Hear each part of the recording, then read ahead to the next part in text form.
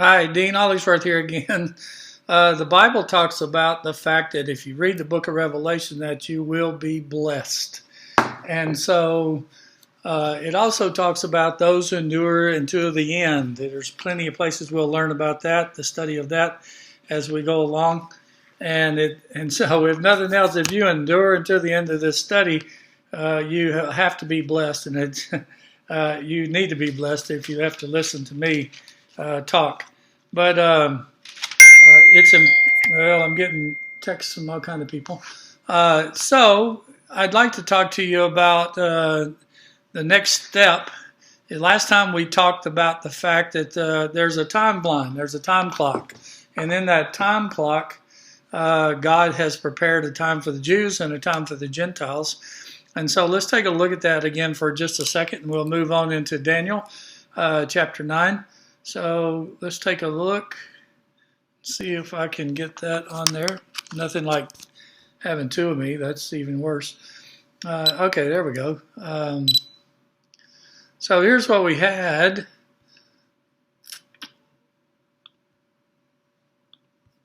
We had the fact in Daniel that it talked about from the decree there would be 69 weeks of years, which is 483 years, and that lasted until the Messiah was cut off, which is at the cross. And then there would be the time of the kingdom, which Paul talked about and Jesus talked about. And so there's this time of the kingdom being built. We're going to find out more about this kingdom in the book of Revelation as we go along, and you'll see that this kingdom would be represented by a baby, and that baby will be born one day, and it will be taken to the throne of God. And so then there's this time of the Gentiles we talked about last time as well. It was talked about in Daniel. And it started at least in 606 BC with the Babylonians and went all the way to the end of the time of the Gentiles, which will be the time of the end of the kingdom. And then there will be this last week, or 70th week, which is 7-year period. And so that's kind of the time clock. We're trying to figure out where in the heck we are. We learned last time that this time of the Gentiles, at the very end, is going to be these 10 toes. And so those 10 toes represent this 10-nation world leadership that's going to happen close to the end. And we'll learn more about that as we go along as well. But we're just trying to get the basics in now. So unfortunately, if you are a big studier of prophecy, some of this beginning stuff may be old to you and may be slow. But please remember the purpose. The purpose of this study is to teach those that's never studied it before. And so I'm going to try to go at a slow pace and explain it as I go. And so the next step would be trying to figure out why we believe that we're getting close to the end. And so there are some signs of the end. And Jesus talked to the disciples in Matthew, Luke, and Mark. There's different places that this was recorded that the disciples asked the same question. How will I know the end is near? And how will I know when it's coming? And so he gave some hints to it, but there's some even better things that are going on. And one of them is Jesus talked about in Matthew is the fact that Israel will become a nation again. And by doing that, it was the parable of the fig tree. And the parable of the fig tree says, when Israel, this generation will not pass away until they see all these things occur. So Israel became a nation back in 1948 again, which is unheard of. It's never hardly happened. Not only that, but the Hebrew language also was reestablished. That's unheard of, that those things happen. And so anyway, that's a really good sign that God is in control of the world still today. He still keeps his promises as he's brought the Jews back, even though they don't have a faith in Christ as we know it. But they are back, and he has blessed them. My wife Joni and I got to go to Israel last year during June. And we saw some amazing things and see how God has blessed that country. It is just quite amazing that they can survive surrounded by all their enemies all around them, and yet they are still safe. They have quite a military. Every boy and girl that as soon as they graduate high school has mandatory goes into the military. Girls for 2 years, guys for 3 years, and so it's required of them. And so, but the most amazing thing about that was back in a few decades ago, not too much, about a century ago, Israel was nothing but desert and rock. It's still a lot of rock, but now it's blooming and it's amazing. Their farming is truly amazing. They can grow things on the side of a rocky hill. They can grow things just about anywhere, and they're either growing palm dates or they're growing.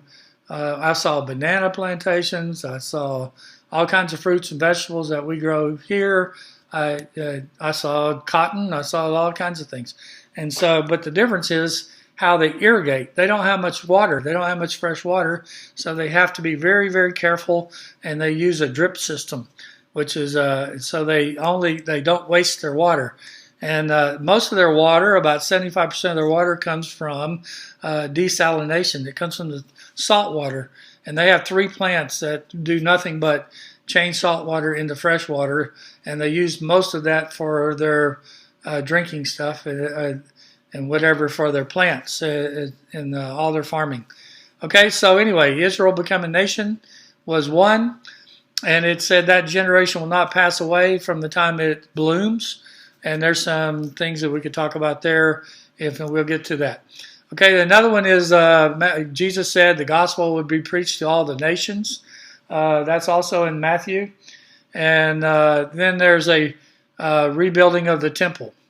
And that's discussed in Daniel chapter 9. So let's take a look at that real quick. Here we are in Daniel chapter 9, verse 26. This is where we left off last time. We stopped right here. And it says, then after the 62 weeks, the Messiah will be cut off and have nothing. In other words, there's the time of Jesus' death. There would be the 483 years is complete.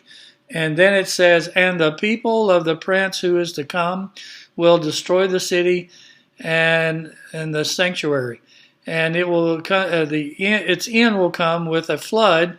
Even to the end there will be wars, desolations to be determined. And it says, and he will make a firm covenant with the many, talking about the Jews or Israel, for 1 week. There's our 1 week. But in the middle of the week, or in the middle of the 7 years, he will put a stop to the sacrifice and the grain offering. And on the wings of abomination will come the one who makes desolate, and we'll talk more about that as we get into Matthew. But you can see, there's the 1 week. There's the 7 weeks left, and then who's he? Who's this person that's coming to make a peace treaty? And then he's going to actually destroy the temple. And the answer to that is he is the Antichrist. He's the person that's going to sign a peace treaty for 7 years. He's going to create an environment where he's in control. And then in the middle of that peace treaty, he's going to break it. And we're going to learn more about that in the chapter in Matthew as well today.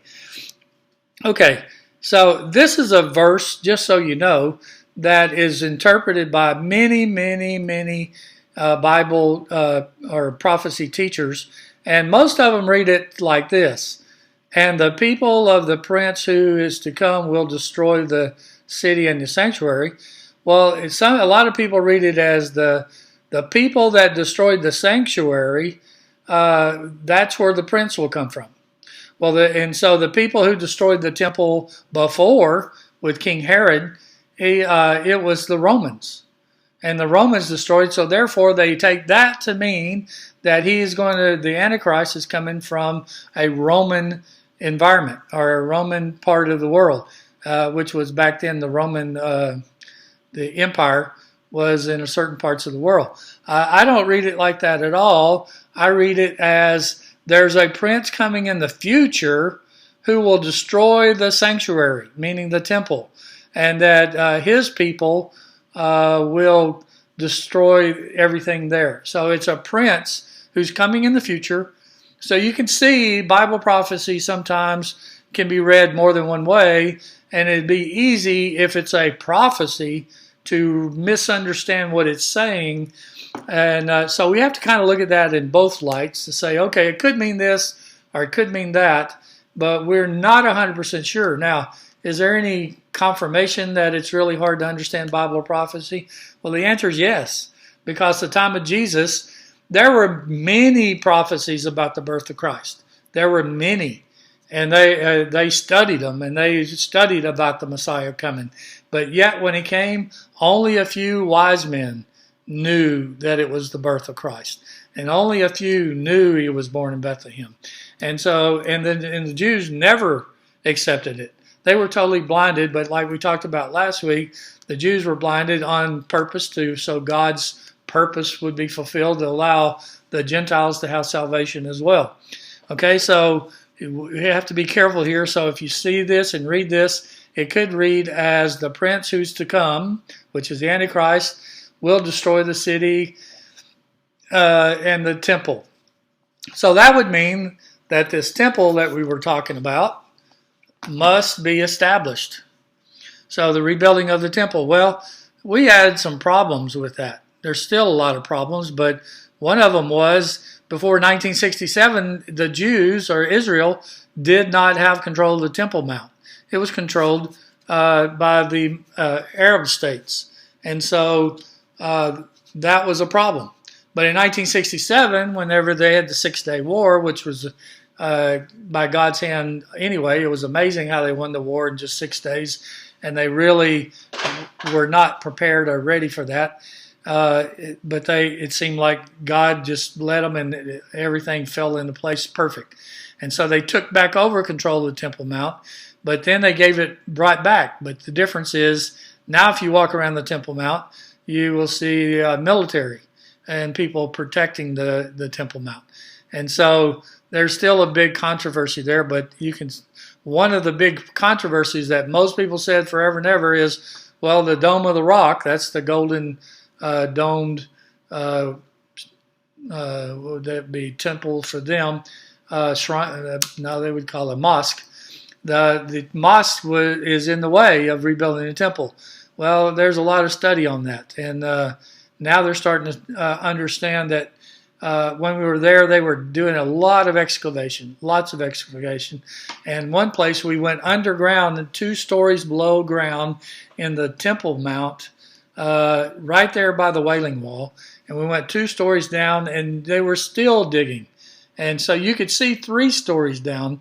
And so the problem is they don't really know where the temple was, and which one. Of course, there were 2 temples before, Herod's and Solomon's. And so they're trying to figure out where in the heck it was. Well, if you go south a little ways, there is the city of David, and they're doing a lot of digging there. And some people say they found the actual place of the temple in the city of David, which would be a little more and make a lot more sense. And so you could go to YouTube and type in where is the temple, or where will the temple be rebuilt, and you can see some pretty good, interesting videos about that. Still controversial, but I think they're getting closer and closer. Okay, but one of the real problems was that the red heifer, and the red heifer is talked about in the Old Testament a lot, and it was used in the temple worship. They had to take a red heifer, and it had to be certified by the priest. In order to be certified by the priest, it couldn't have more than 2 black hairs or 2 white hairs on the calf. And so it had to be perfect. And that was part of the sacrifices. When you did a sacrifice to the Lord, it had to be perfect.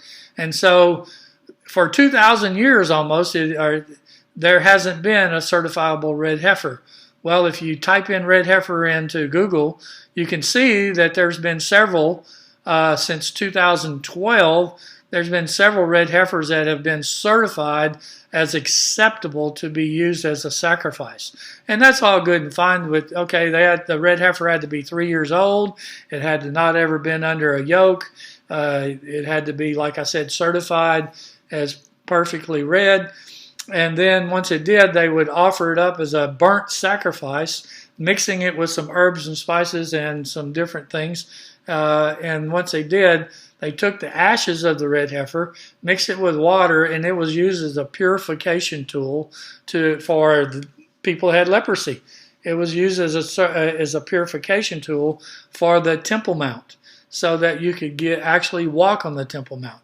They don't let the Jews walk on the Temple Mount today because they say it's not been purified, and so therefore it's that's a problem. But now that problem has been solved. Well, the only other problem was, in order to use the red heifer, you had to have the ashes of the past red heifer sacrifices, which they saved some of that every time for the next year, so that they could blend the ashes of this red heifer with the ashes of the past red heifer, so that they could use it as a continual sacrifice. And then when they did this, this was part of the Day of Atonement, which is in the fall feast, and it was used to purify and get forgiveness of sins for the whole nation for the next year. And so finally, in 1948, they had found the Dead Sea Scrolls. And I had the pleasure to see in Israel, there's a whole building that is in honor of the Dead Sea Scrolls.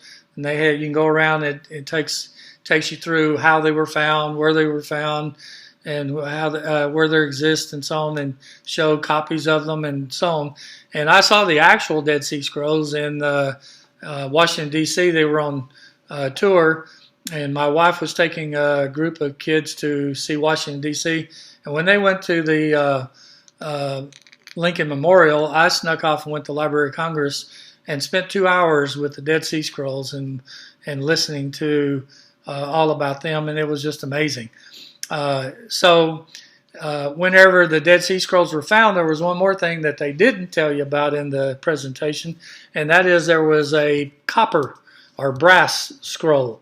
And that one was so important that they did it in metal, and it was because there were, it was kind of the hidden treasure map of many of the devices that were in the temple before the coming destruction in 70 AD. They had to do something to protect a lot of the instruments, and so they buried them and hid them while they were under siege. They went underground and they hid them, and it'd be so in case that they were taken over, which they were. They couldn't take them all back. They wouldn't lose them. And one of them that's been hidden that no one has found yet, which is the Ark of the Covenant. I have a good idea where it is, but it's not ready to be found. And if we have time one of these days at the end of this study, I'll kind of talk to you about where is the Ark of the Covenant and some other things that are pretty interesting. So anyway, the copper scroll had some places, and they started digging and finding, and guess what they found? They found some of the ashes in a gourd of the red heifers from the past. And so now they got these two linked together, but there was another problem. Part of the mixture of the red heifer, in order to create it, was sap of a tree that was blended into it, and that tree is now, oops, sorry about that, that tree is now extinct. It doesn't even exist today. And so, boy, that made a real kink in it. And so over the years of studying, looking for these hidden treasures, they found one just a few years ago. And when they dug it up, they found this gourd that was just about this big around, and it had a little top on it, and it was sealed up. And when they opened it, guess what they found? They found the sap of this extinct tree. What a valuable find that was, because the Temple Mount would never ever be possible to be rebuilt and restored without that sap to be able to be blended into these red heifer ashes. But then there was another problem, and that is all of the temple worship had to be done by the tribe of Levi, the Levitical priesthood. They were the ones, whenever the Jews went into the promised land, as God took them away from Egypt, and they went through the wilderness all those years, and they went into the promised land, the Levitical tribe did not get any land. They were given the responsibility to take care of the temple and do the temple ceremonies, because 3 times a year people had to show up to the temple in person to be part of those ceremonies. And so they had their hands full just taking care of the temple and all the temple worship to give God praise. And so they were, all the other 11 tribes, their job was to take part of whatever they raised or they grew and bring it to them and put it in their storehouse. That was the tithe. That was where the tithe was created, is that they were able to collect the food and collect the plants, bring them to the temple, put them in a storehouse so that the Levites would have some way to live and eat. They owned nothing. They raised nothing. And so the problem was whenever Israel was scattered, the priesthood and all the Levitical tribes and all the other tribes, they disappeared. They don't know, they went through all this stuff. They went to Russia, they went to Germany, they went all these places, and they scattered all through the world, and they lost what tribe they were a part of. And so it looked like there was no way in the world that they were going to be able to get this Levitical priesthood back. But about 10 or 12 years ago, we got to where we could study genetics very well. And so they did some genetical studies, and they found out that a Jew has a genetical marker that is different than anybody else, than us Gentiles. And so if they test you genetically, they could tell you if yes, you are a Jew or not. And not only that, the Levitical priesthood, the people who were part of the Levitical tribe, they had a genetic marker that distinguished them from all the other tribes, which is a God-created thing. And now it allowed them to go back in and identify Levitical tribe that in existence today. And so today they're training over 500 Jewish men to prepare for the temple to be rebuilt and to be able to do these ceremonies and services on the Temple Mount. So you can see here's a bunch of things that are happening in the world today that are just kind of signs and symbols of, hey, we're getting closer and closer to the end of what God had prepared. Probably the biggest one was number one, Israel becoming a nation. This says this generation will not pass away until all these things have been fulfilled. Well, if a generation is 70 years, according to the Bible, 70 years or 80 if you're blessed, then that time is running out. We don't know that for sure exactly what that time is, but he sure made some pretty interesting situation for us to try to identify. And so we're going to turn to the book of Matthew. We're going to go to chapter 24, and we're going to take a look at what Jesus told the disciples about when these things are going to happen. And so if you started with chapter 24, verse 1, it had said, and Jesus came and was going away, and his disciples came to a point out on the temple, and they said, and he answered and said to them, do you see all these things? Truly I say to you, not one stone shall be left upon another, which will not be torn down.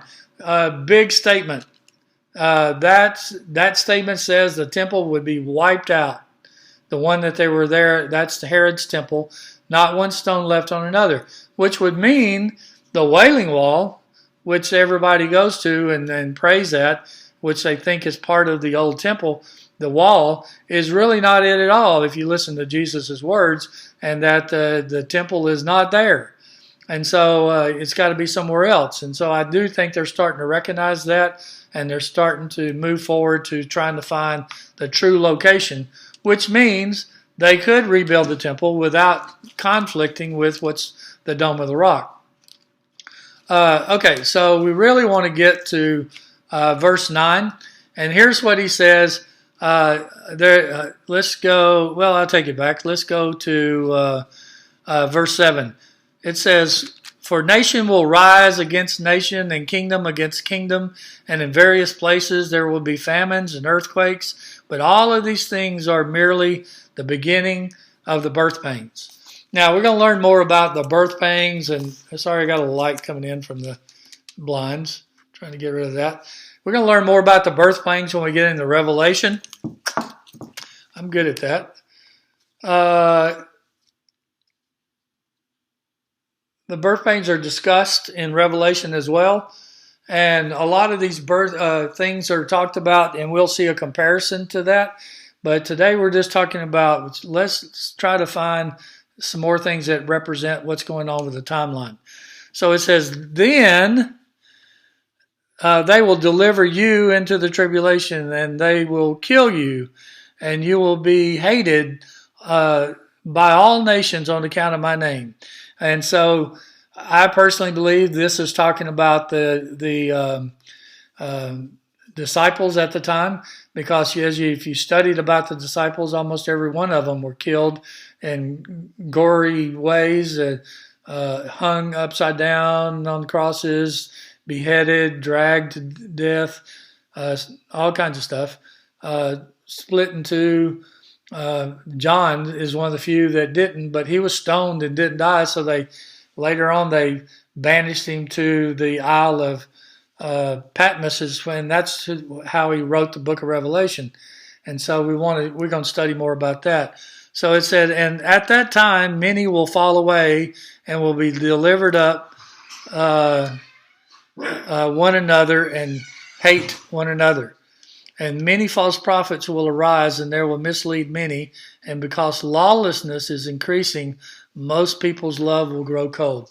Pretty easy to see that's happening today. I'm sure that's happened for many years in the past. And so it would be hard to identify that as an indicator, because we've seen lots of people's love grow cold, through all the different parts of history. But here's that one I was teasing about the first, but the ones who endure until the end shall be saved.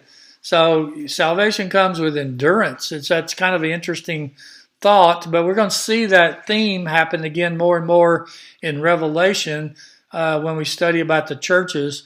And it says that those who endure until the end will be saved. There must be a reason for that, because salvation for us is not just endurance.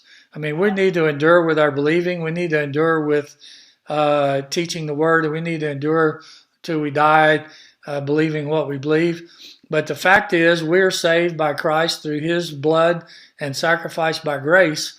And so we are saved. No matter what happens now, we may do things wrong, which we shouldn't, but we can ask for forgiveness. And those are easy to do.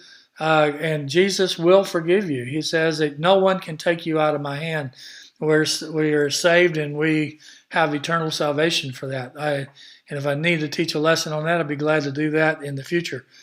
Okay, so here it goes. Verse 14 that we just talked about. And the gospel of the kingdom shall be preached in the whole world for a witness to all the nations, and then the end shall come. So the end can't even come. Everybody says, well, it's imminent. Well, no, it can't. This has got to be fulfilled. And if it's not fulfilled, then the end can't come. So we've got to be able to have the gospel preached to all nations. The good news is, now that we have satellites, we have television, we can spread the gospel through the whole world to all nations. Preachers, and I may have already mentioned this, but the preachers on TV on Sunday afternoons or Sunday mornings, they can reach 200-300 countries.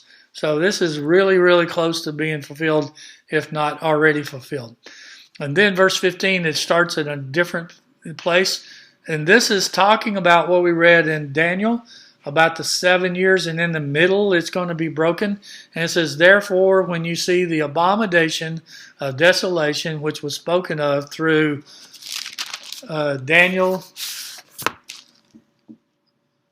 the prophet, standing in the holy place, then those who are in Judea flee the mountains. Let him who is on the housetop not go down and get things out that are on the in his house, and let him who is in the field not turn back to get their cloak. Okay, so there it is. Jesus talking about, hey, Daniel prophecy, or what Daniel spoke about is true, and Daniel talked about the 7 years of tribulation, about this person that was going to sign a 7-year peace treaty, and in the middle of that peace treaty, he was going to break it. That's the abomination of desolation. And then not only that, that person breaking it is going to set himself up on the temple as God.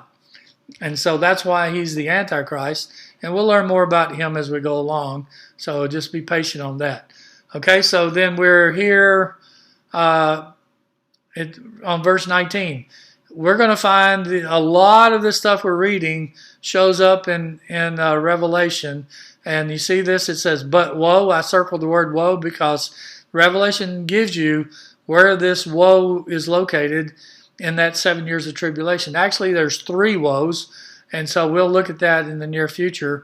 And it says, woe to those who are with child and to those who nurse babes in those days, but pray that your flight may not be in the winter or on the Sabbath. Well, because their flight on a Sabbath would mean that they are breaking the rules. Okay, they're not supposed to work on the Sabbath and not supposed to travel on the Sabbath and so on.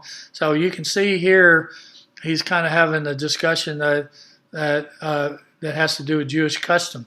For then there will be great tribulation, such as never occurred since the beginning of the world until that time, nor ever shall be.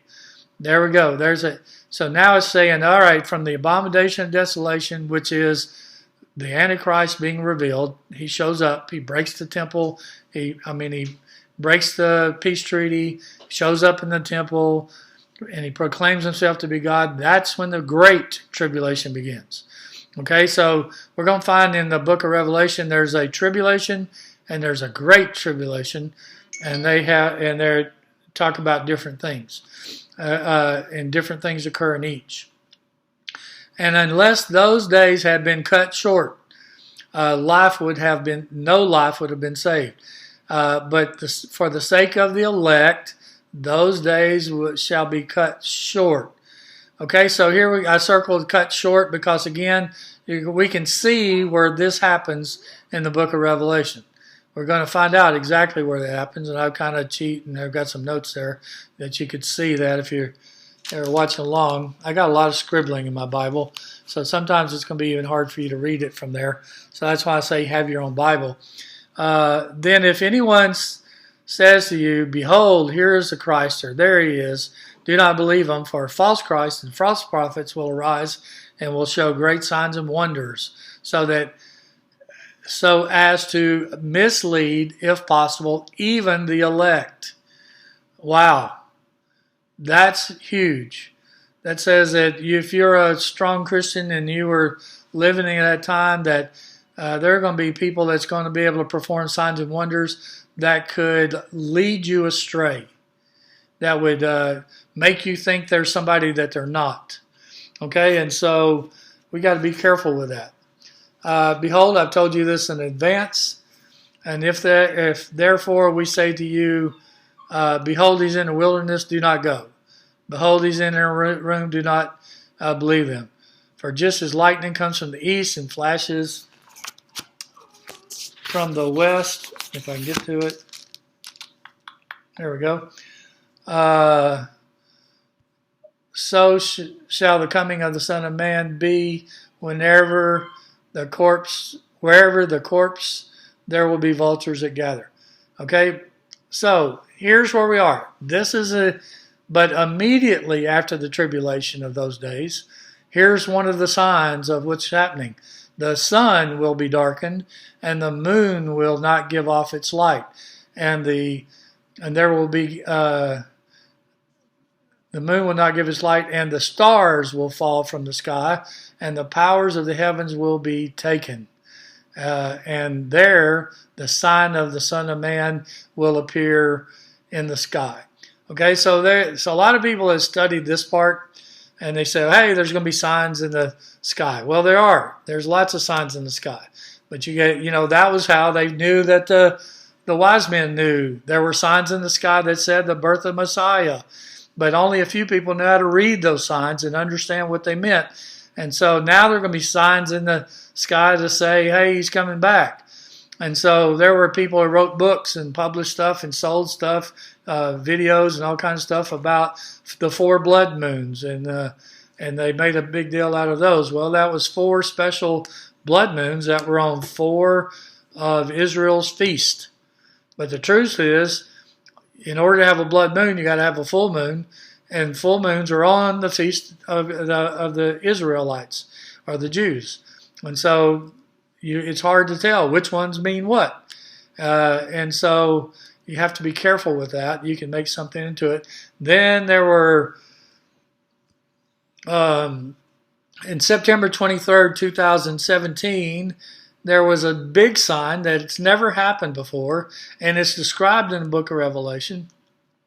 And it's about Virgo being clothed in the sun with the moon under her feet, and that she'll have 12 stars in her crown, and blah, blah, blah. And we'll talk more about that when we get to the book of Revelation. And that's a sign. Well, that happened in 2017. And so it won't occur again for quite a while. But all of these things are pointing to here comes Jesus coming back in the clouds. And a lot of people say that's the rapture, when he comes back in the clouds and we're going to join with him. Okay, so I'm going to stop today. I try to keep my videos to 35 minutes or so I don't overwhelm you, give you time to go back and study them. And so this is all talking about how do you know we're getting closer? And so very important that we do that. If you keep going to Matthew right here, the next thing it's going to talk about is the parable of the fig tree. And that parable is the fig tree is Israel. So take your Bible and read through that. And it says, hey, the fig tree is a symbol of Israel. And guess what? Whenever it's rebuilt. We talked about that already. All right, so make sure you study some of that, and if you have any questions, please give me some comments at the bottom of my video.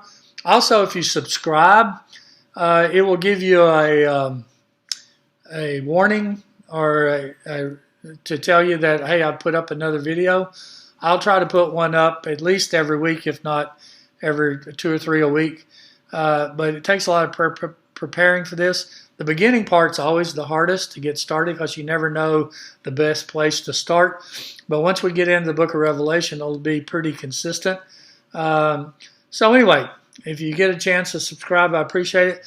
I was shocked that I had 43 views. I did this for a small group of people, and so 43 was way more than that group. And I appreciate you sharing that. Hopefully I'll get better and better, but the further we go, the more Bible scripture we're going to try to follow, and we're going to try to keep it, and I'll show you where it comes from in the Bible. Well, I appreciate you being with me.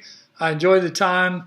Just know this, our job is to snatch as many from the fire on their way out as we can, as I said last time. So please, if nothing else, share this video. Let's try to get people interested in the truth about what the Bible says about the end times. God bless. We'll talk to you later. Bye.